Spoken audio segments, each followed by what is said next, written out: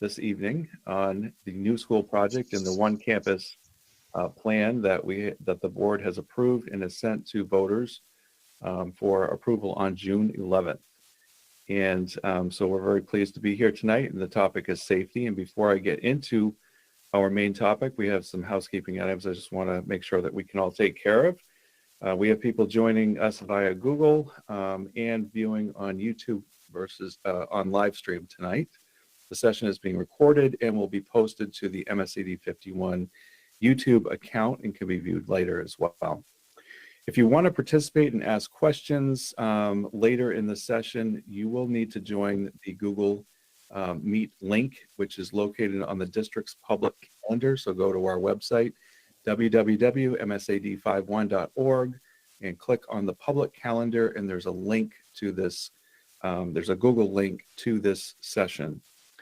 And for those of you on Google Meet or planning to join Google Meet during the duration of the session, we'll turn cameras and microphones off for those who are other than presenters, and in order to reduce distractions during the session so everyone can benefit.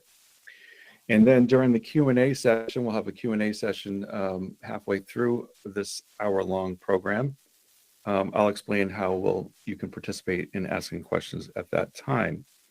And finally, if you're on a computer for best viewing, you can click the three dots in the center of your screen, select Change Layout, and select the third option down, which is Spotlight.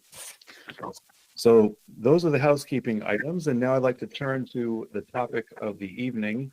The first topic session 2 weeks ago was based on the overall campus plan and new school plan. Last week, the second session had to do with the turf field, and we had a lot of interest in that. A lot of people have viewed that program, and we had a lot of participants and questions, so it was great. Thank you for that. And tonight is safety. We're going to talk about safety for the new school proposal from an architectural lens in terms of the features of the new building, and also safety on the site that's being proposed. There's a lot of changes to the campus as part of this proposal, so we'll talk about safety as well there. And then we're going to go into the general safety of schools, talk about the impact of SROs and the role of SROs in our district. We have two, and what this means for the campus in terms of a new school and having all of our students continue on one campus for the foreseeable future as part of this plan. So when we talk about safety, there's a lot of pieces that are in place. We have a lot of information on our website. If you go to our website and choose the safety and security page under district information, you will find all kinds of information about the approaches that we use, things that we have in place to the greatest extent that we can communicate those things, and just giving you a general idea of what we're doing. You'll hear about that later as well in this program. So I want to first start and just turn it over to Steve Blatt and Pat Carroll, who are going to talk about the architectural features of the new school building and the campus as well, where there's some safety redesigns. And so I'm going to go ahead and turn it over to them to begin with, and we'll go from there. And Steve, I don't know if you want to just quickly introduce yourself. Sure, thanks, Jeff. My name's Steve Blatt. I'm here with my colleague Steve Ruskay, who's a senior architect in our firm. And I thought perhaps we'd start tonight talking about the campus as a whole and then the immediate surrounds of the proposed new school. And I think this school is especially important that we start with the site, because the site is a definer of the design of the school, where it is on the campus, how the perimeter of our new property has impacted the design of the school. And Pat Carroll, who's our site planner and has been working with us for decades, has just done a wonderful job, we feel, integrating the proposed new school and some changes we've made to the entire campus. And so Pat Carroll, landscape architect. Go ahead, Pat.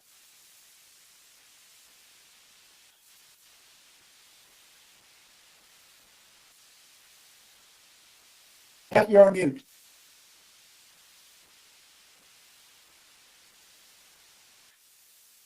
It's near the bottom. There's a little microphone icon.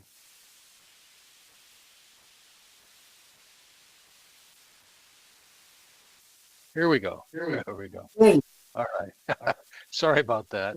Um, maybe by the time we finish all these sessions, I'll have this down to a science. But can you all see my screen? I'm going to. Okay, this is the first slide. Oh, maybe click that enable editing gray button. I think it's gonna not let you Hold do on. anything. It's Yeah, it's top not- middle. Here we go. There we go. Maybe that's better. Click it again. Nope, it's not working. If you hit F5, you should go into presentation mode.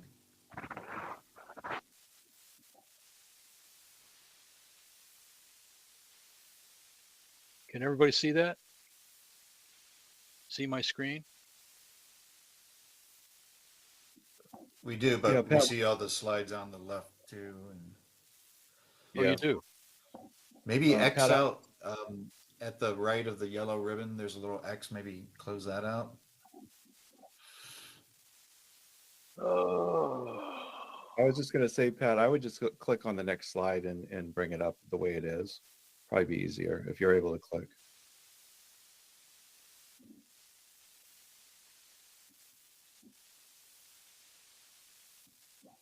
Can everybody see that? I think your screen might be frozen. Yeah, The something. cursor's been in the same spot. Because I'm moving For a things while. all around here.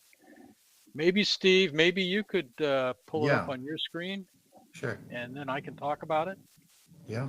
I apologize for the technical glitch here. Yes, technology is usually our friend, but not always. Not all. So thank you for everyone's patience as we get that going. So we appreciate anyone who is joining us on YouTube. We are talking about safety and pulling everything up right now to get that information to you so you can start looking at the features of the site and then the school. So we're doing that right now.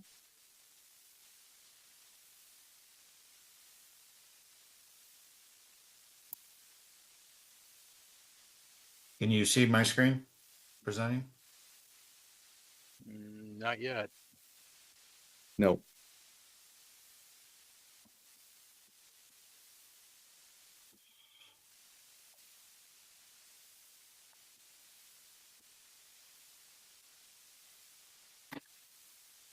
Now? Yes. Yes. Okay, great. Pat, go ahead. So I guess what I'm seeing here, Steve, is kind of all the slides on the left, and then the campus slide is in the middle. Is that what you want? Or Oh, I was hoping I was showing just the one slide. It's no, not doing that. not yet.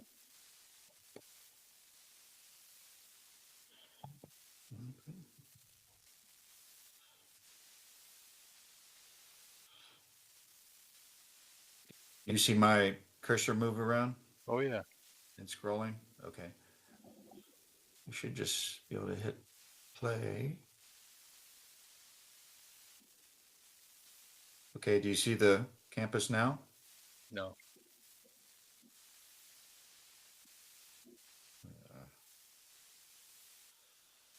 I think we'll just have to do it this way. Okay. Well, I can talk really briefly. I know we've already wasted a little bit of time here, but we're pretty excited about the idea of having a one campus and in which all the students for the entire grade going from pre-K through high school are all contained on one campus. That was actually part of the master plan that was done, believe it or not, 20 years ago when the middle school was constructed. We were involved with Steve Blatt on that project. and it's been updated several times over the years, but in essence, the master plan still holds. And part of the reason for the master plan at the time, when we were trying to kind of come to grips with having several schools on a campus, is how to deal with kind of internal and external circulation. And so the way the campus was laid out was such that all now it'll be 4 schools, but all 3 existing schools kind of formed quadrants of the campus. And in the middle were kind of play fields and playgrounds and a lot of the kind of common athletic and recreation facilities that all the students could end up using. One of the key components to this was that we really wanted to be able to limit the amount of traffic coming in and out of Main Street and Tuttle.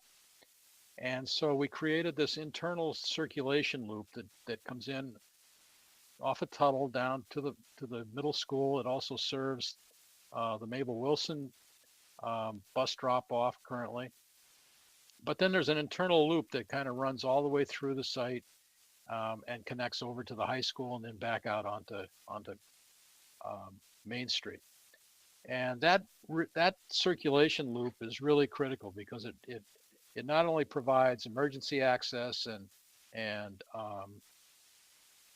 circulation for in need of emergencies, but it also provides circulation for buses going back and forth between the schools, for parents going back and forth between the schools, and it really eliminates a lot of the traffic that would otherwise have to go back out onto Tuttle Road or Main Street and circulate around and in. So that's always worked pretty well. We're proposing several changes to this, but and I'll get into those just briefly. But really, I wanted to kind of highlight the fact that the new school, which is a pre-K, K1, is really located in kind of the southwest corner of the site. And that was made possible through acquisition of a parcel of land last year and potential acquisition of a small other parcel of land. But as Steve indicated, the configuration of that parcel, and we'll look at that a little bit more detail in the next slide, really led to the configuration of this school. So there's really 4 major components to this school project. The largest one being, of course, the new school. And as part of that new school, we're maintaining all of the 4 existing driveway cuts off of Main Street and Tuttle Road, but internally, we're rearranging some of the circulation around the high school and Mabel Wilson School to provide just a little bit better connection for buses primarily, but also for students and parents.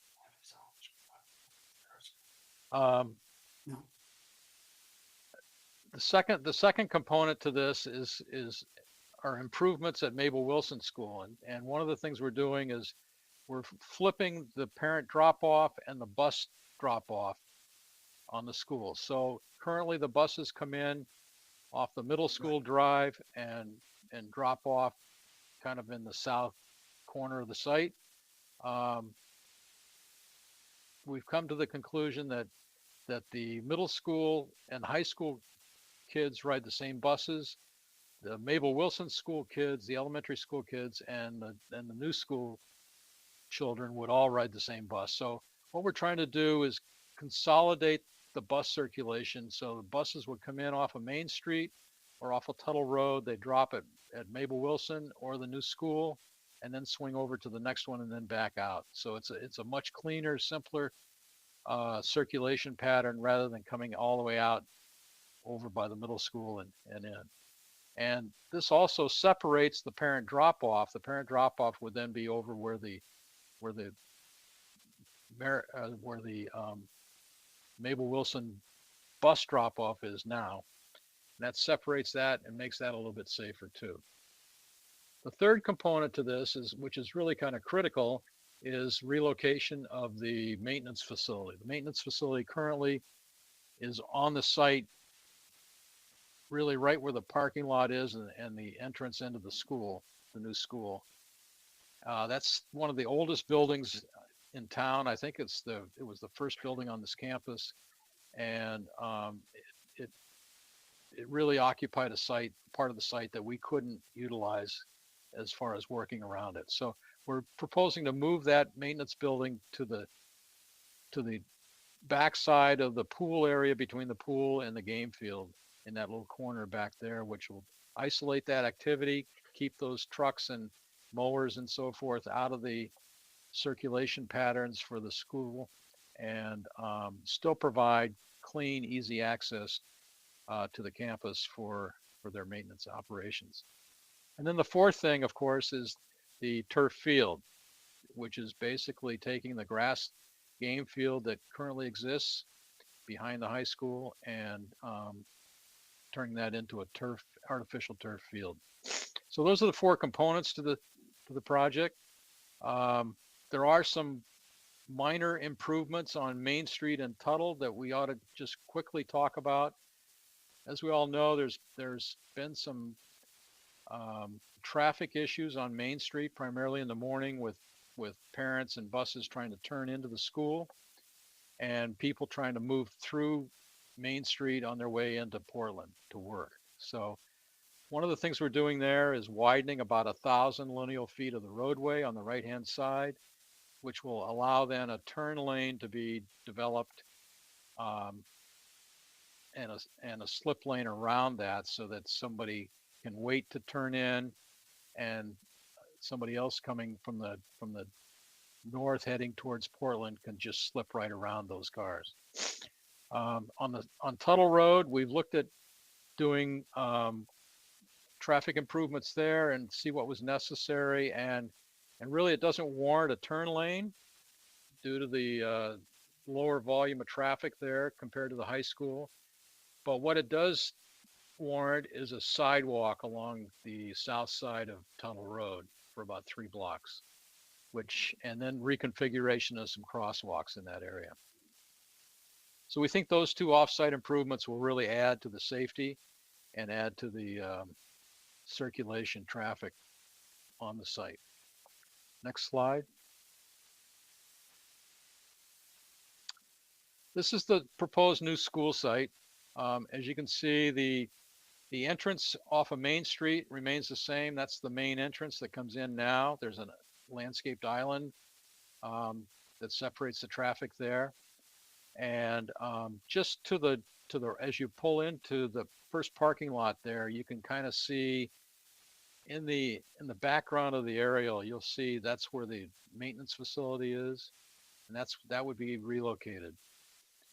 So there would be, we're gonna reconfigure some of the parking or some of the driveway circulation through the parking lot by the Performing Arts Center to allow a greater circulation, a better circulation pattern through there, and also provide some dedicated space on the new school site for parent drop-off, bus drop-off, and visitor parking.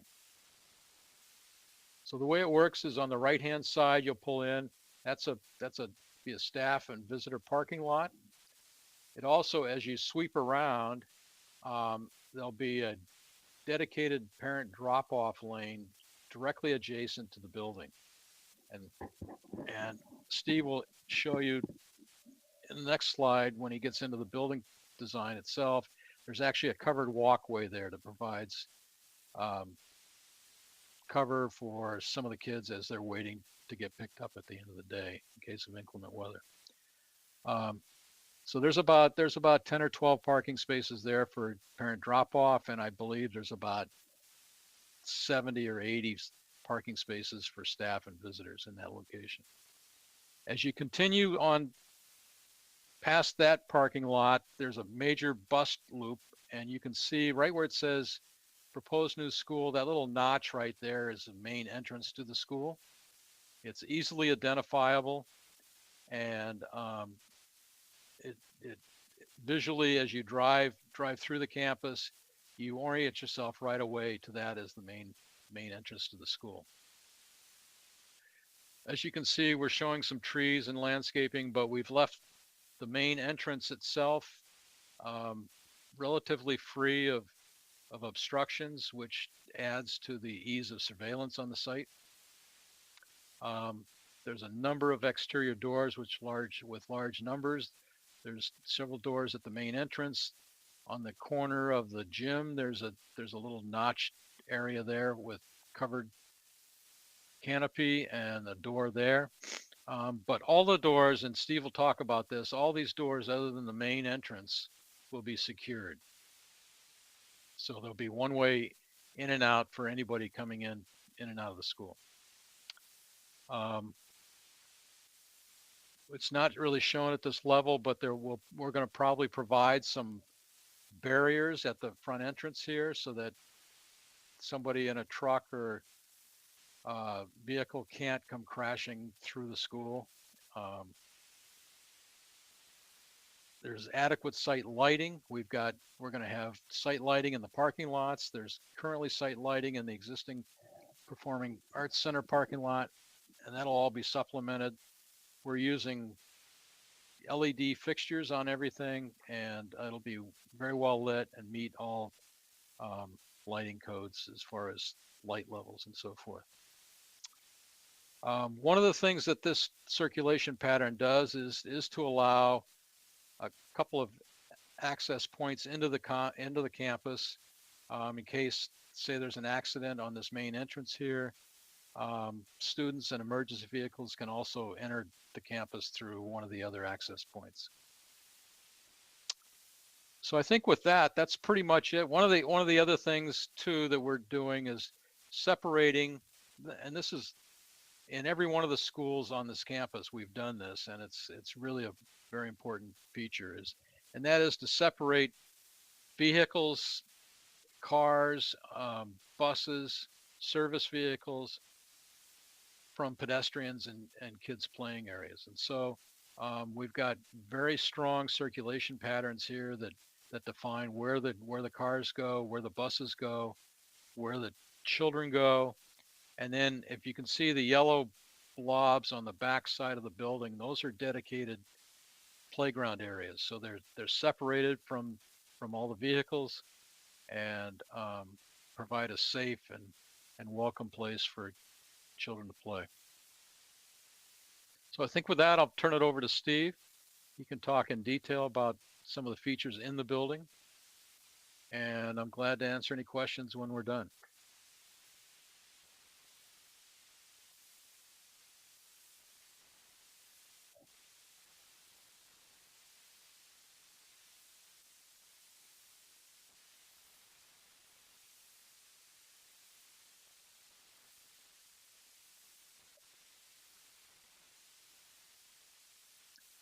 Steve, I think you're muted.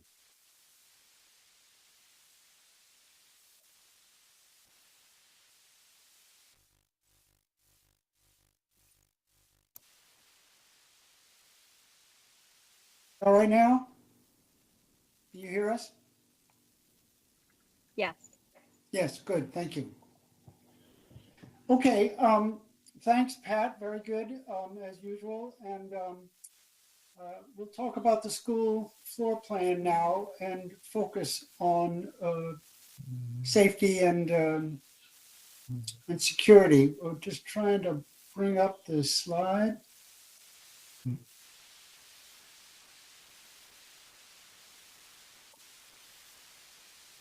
Just a second, please. Okay, can you bring that up? Yeah. Okay, thanks. You'll notice the unusual form of the site with the sort of angled backyard, and we wanted to take advantage of that, as Pat just mentioned, for playground. But I'd like to talk to you about the safety and the circulation of the school. As Pat mentioned, there's a single point of entrance to the new school where you see that major black arrow. That's the front door, and that's the only door that's accessible to the whole school. Everything else is locked from the outside, but accessible with push bars from the inside. And we have an alarm system, so if someone dogs open a door with a brick or something, one of the other entrances, you you can see that on a screen at the front door. So there's this major entrance, and in that little nook is where the front office and the principal's office and other elements of the plan that look right out on the approach to the school. So all students, whether delivered by bus, walking, parents, they must go to this door. And so you cannot get into the school without going here. And except for in the morning when the buses come, you can only get into the vestibule. And in order to proceed into the school, if you are not a student or staff, you must turn left.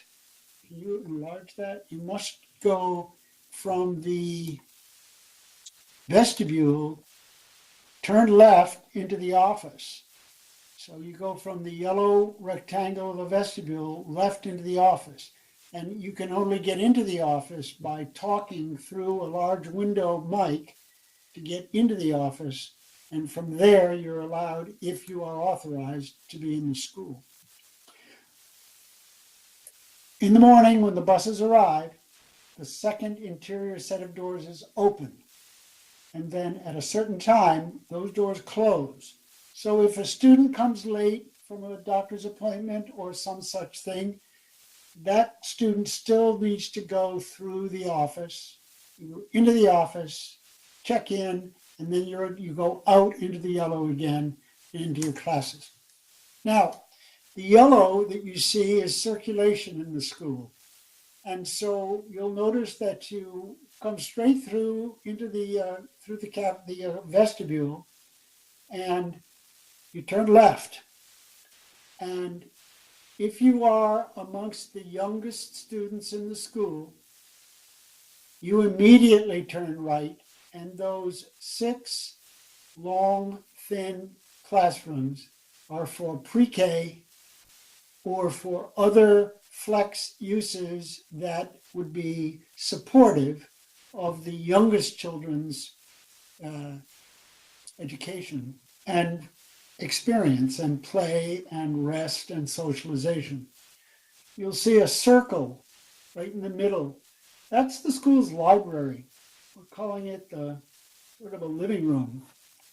And it has a skylight over it.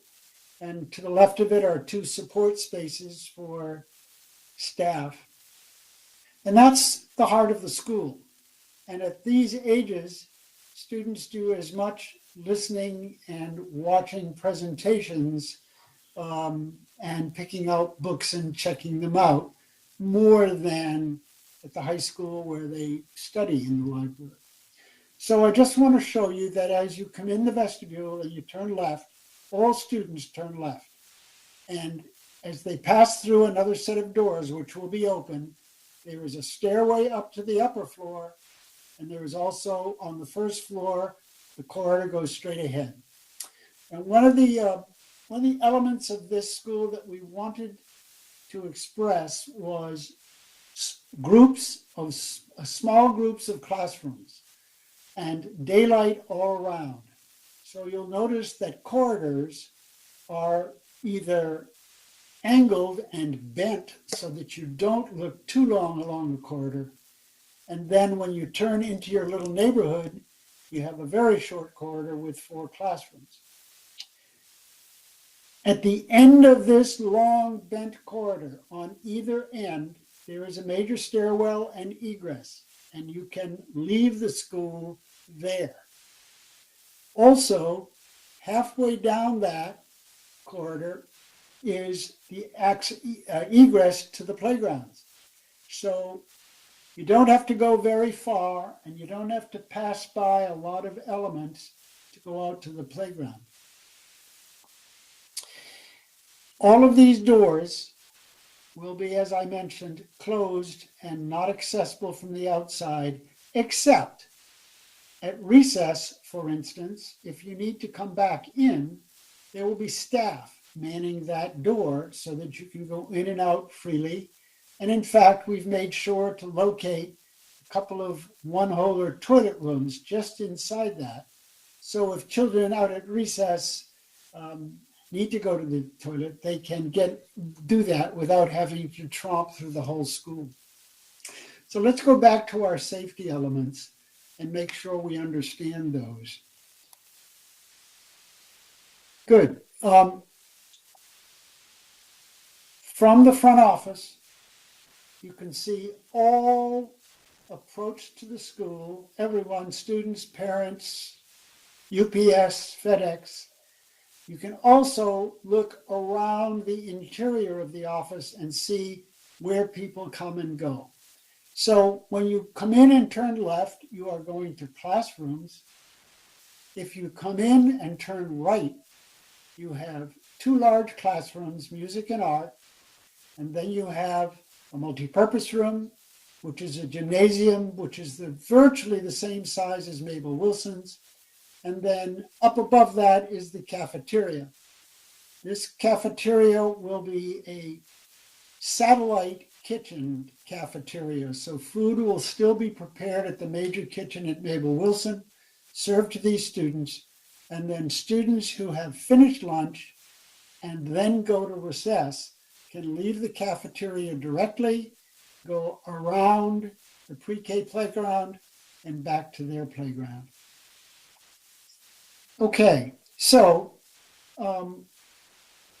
there will be video intercom and locked security access at the front, as I mentioned, and all the exterior doors are locked, and at each classroom there is a security lock on the door so that the teacher in that classroom can lock the door from the inside without a key, and there will be a graphic indication that it's locked. It'll probably go red like locked or green like unlocked, so that if there's an event anywhere on the campus, the teachers may be advised by the administration to lock all your doors.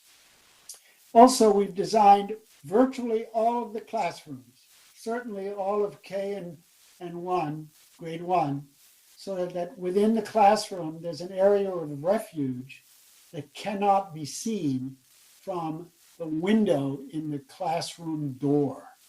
So if anyone comes and tries to look into a classroom, the children can be huddled in one edge of the classroom away from that. We will also make sure that shades can be drawn quickly over those windows in the doors.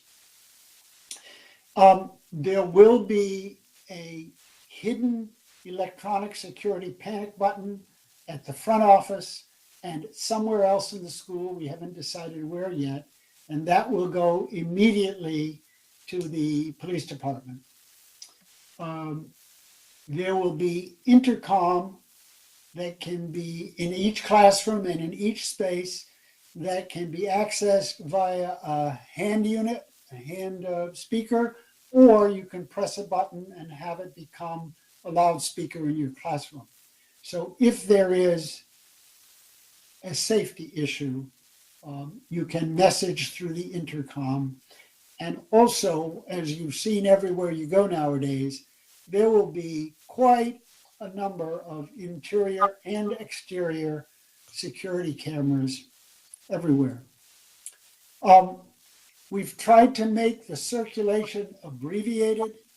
One never goes down a corridor that doesn't lead to an egress, to an emergency, go out, even over as you're heading towards the gym, the multipurpose room. There's a set of doors that lead you out. We've just tried to make the building safe from the outside, but also easily exited from the inside. We will make this building feel like it's designed and thought of for small children. We're as much concerned with our teaching staff and our administrators as we are with our students, because if you have a good building to teach in, probably a good building to learn in. So that's about what we have to say. We do have a couple of renderings of the school, which we'd like to show you from the outside. This you'll be able to see if you bring a drone over to the campus. But this is what our school looks like. You can see that it forms just the same contours that you see in the plan. This lets you see that when you come in off the Main Street entrance, and it's pretty evident right away as soon as you turn into the bus loop or the drop-off lane within the bus loop, that the entrance is the focus right there. As Pat mentioned, we have given plenty of space from the Main Street entrance that goes through the campus so that our elementary school, our new one, is set back enough so that the students are away from that thoroughfare that goes through the school. And actually, there are virtually no instances except going from the vehicle that brings you to school into the school. Otherwise, our students are far away from all vehicular traffic. Last slide shows you even more clearly as you approach the school. You can certainly see our entrance. We've got a nice gabled glass form over the atrium that leads up to the second floor, brings daylight into that internal space. Our mechanical units are sitting on the roof, as you can see. So we're dedicating all the floor space on the 2 floors to the students. Over on the very right-hand side of the building, we've created a little porch and an exit so that at the end of the day, students who are being picked up by their parents can cross the gym floor and egress here.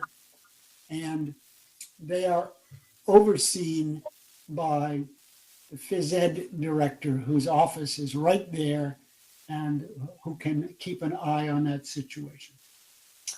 So that's where we are. We're very concerned with students not only being safe, but feeling safe.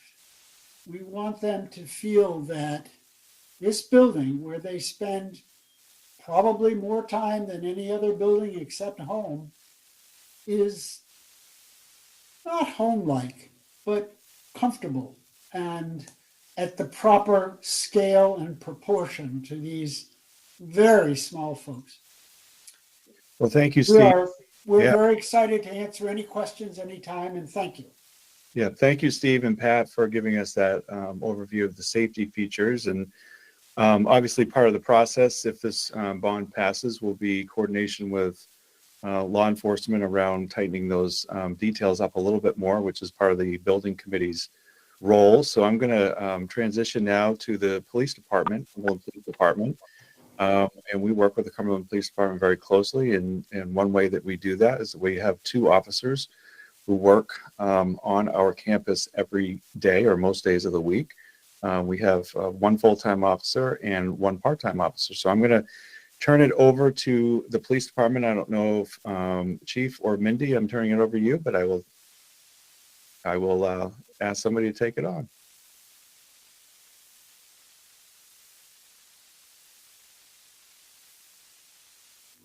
Muted. There she goes. I'm not sure if the chief's going to be able to chime in or not. He's been having some technical difficulties. So I'll go ahead and kick it off. We're just going to introduce ourselves here real quickly and then kind of go over some of the things that we do in relation to the schools and being proactive and things of that nature. So I am the brand new captain for the Cumberland Police Department. This is day 6 for me, so I am brand spanking new, and came here from Iowa. Actually, I have 17 years on with the Iowa State Patrol. I was a lieutenant out there before coming to the great state of Maine. So I'm really excited to be a part of this, really tight-knit, welcoming community. So I will pass it on to Officer Bell, one of our SROs. Yes, I'm Eric Bell. I'm the school resource officer, primarily assigned to the high school. I've been an SRO at another school about 10 or 12 years ago. I've been in law enforcement for 22-ish years. And yeah, I would pass it on to Officer Owen unless she's having some technical difficulties herself. And then we'll move on. No technical difficulties here. Thank you, Eric and Mindy. I am Amy Owen. I am also a school resource officer. I cover the middle school and the elementary school. And I've been a police officer since 2006, worked for a couple different agencies, but have really been lucky to do the SRO gig for the last 3 years with SAD 51. And I will turn it over to Eric to talk about what some of our duties are. Perfect. Thanks, Amy. So just some of our, our daily duties, all about security. So, we're checking doors. We're making sure doors are shut. You'll be surprised that sometimes some folks, especially in the high school, are letting their friends in and the doors aren't being shut all the way. So that's one of my biggest sort of pet peeves, but one of the things I'm always roaming around the building for. And the other piece is just being around not only allows me to check doors, but I'm a presence. And, oftentimes kids are telling me that I'm everywhere. So, which is a good thing. Other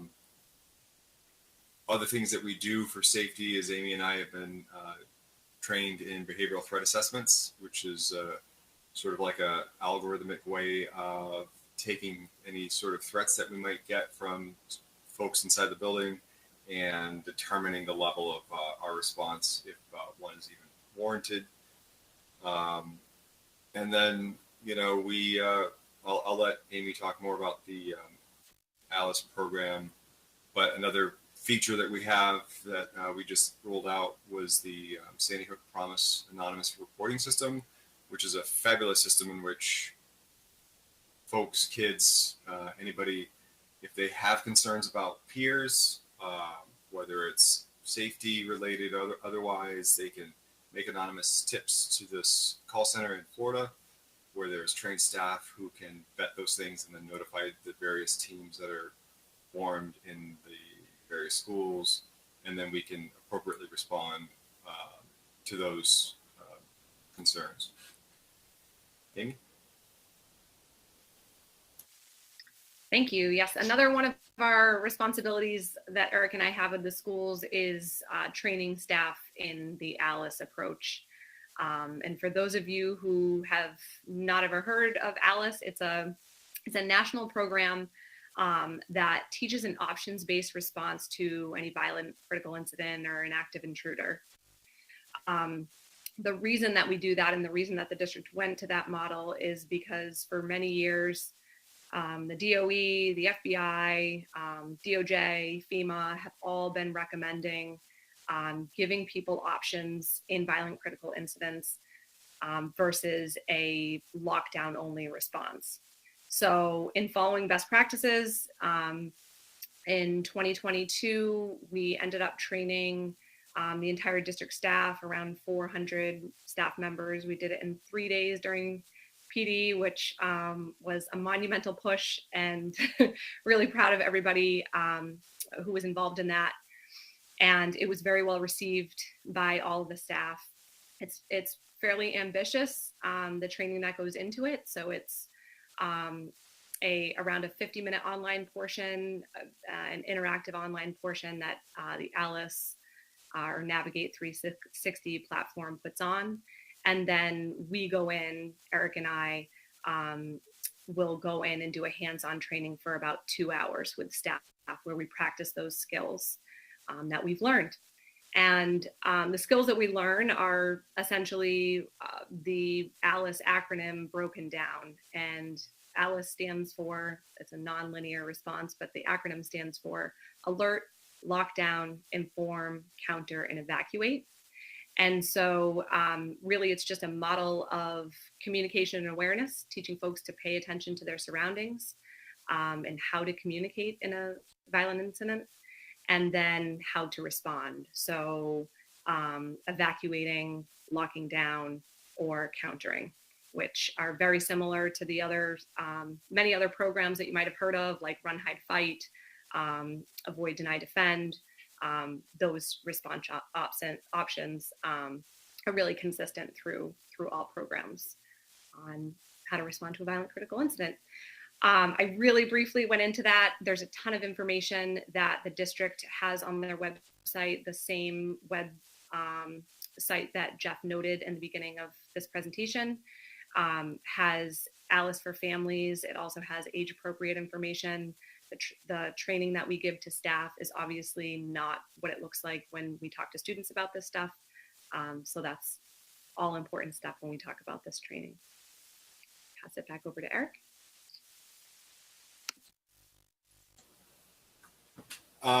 Yeah, and then the last sort of piece, I think, where we lost the chief is, we have a district-wide safety committee, and part of that safety committee is going over processes in which how we would respond to a variety of safety concerns, from missing students to, deaths that occur outside of the school. You name it, we have a process in place, vehicle accidents, fire alarms, all of it. And so we work on those to fine tune them and how they work. And I think it's a ever evolving process. As we implement them, I'm sure we will find things that we need to fix, and that's what we do. I think that was it. Yeah, so kind of obviously a multifaceted sort of layered approach to being proactive, staying integrated and involved with the schools. And that's obviously going to continue with this new building. We're going to continue the same programs. One other one that we just briefly didn't touch on was the Say Something program, where if the students, see something or hear something that they are concerned about, they can give us the tips, and those tips are vetted, and we can look into those. So always something going on behind the scenes as far as safety goes, and being proactive as far as the police department goes. So that's it for us. All right. Thank you to the Cumberland Police for being here. We appreciate it, and their coordination with us on a regular basis. The safety committee is, as Officer Bell said, a place where we have a lot of school staff, a lot of PD, police department staff, and fire department in both towns as well. So a lot of people putting their heads together to make sure that we've got good plans. We have emergency operation plan that was been updated by this committee over the last couple of years.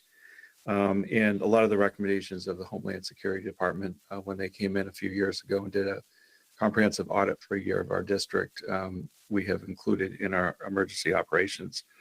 One area also to note is mental health. We have a mental health risk assessment coordinator for our district, and our whenever there's a situation with a student and it needs more of an in-depth look at it, we have our risk assessment coordinator who will take a look and do a screening and then do a full battery of an assessment for a student that might need that based on recommendations from social workers or school counselors or administration, something that comes forward. We also universally screen all of our students each year using a battery that helps us very quickly if there's any students that are showing some sort of signs of mental health distress, and getting them help as quickly as possible. And our main integrated youth health survey, students take that in grades 6 to 12 every 2 years. And on that survey, it was great to see the vast majority of our students say they do feel safe.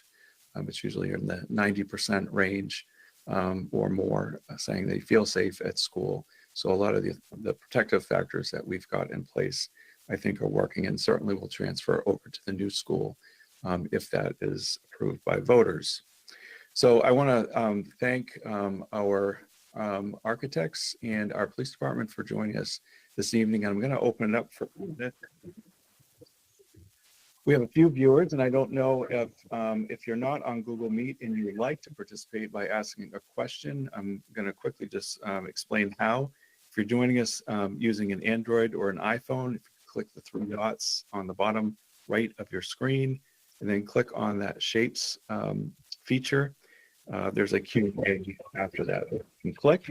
If you're on Google, you can click on the Shapes button on the right-hand side of your screen right at the bottom, click on Q&A, and then in both ways you can just type your question in. That's how we're going to take questions, not through hand raising. So I'm just going to wait a moment and see if we have any questions on safety.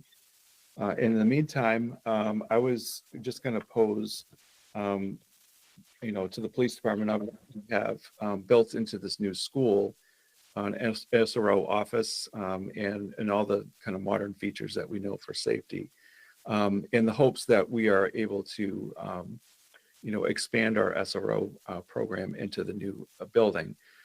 Any thoughts on what that might look like?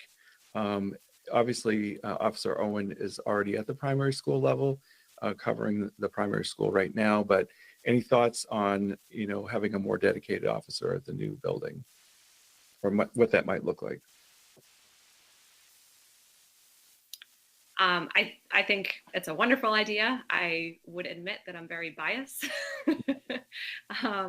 because I believe wholeheartedly in the program and the work that we get to do day in and day out. But having been in the schools for a few years now and watching the kids that we work with moving up in grades and the impact that those relationships that we've built can make has really been huge. And if we can start that at younger ages, I always see a positive impact through that.